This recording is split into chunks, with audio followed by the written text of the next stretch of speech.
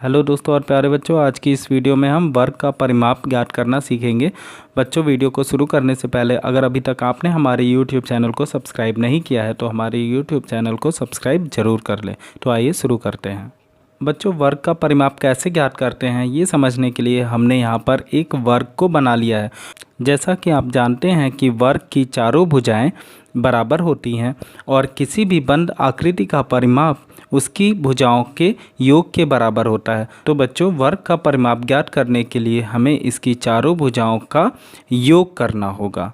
अतः बच्चों, किसी भी वर्ग का परिमाप बराबर उस वर्ग की सभी भुजाओं का योग।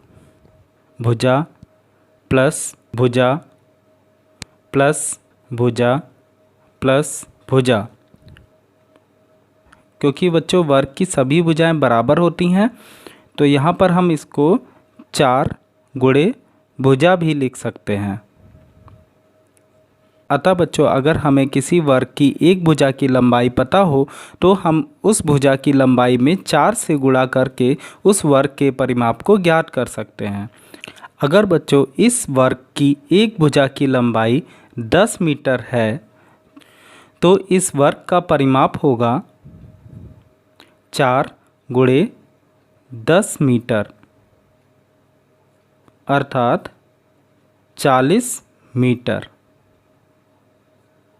तो बच्चों, हम लोग इस प्रकार बहुत ही आसानी से किसी दिए गए वर्ग के परिमाप को ज्ञात कर सकते हैं।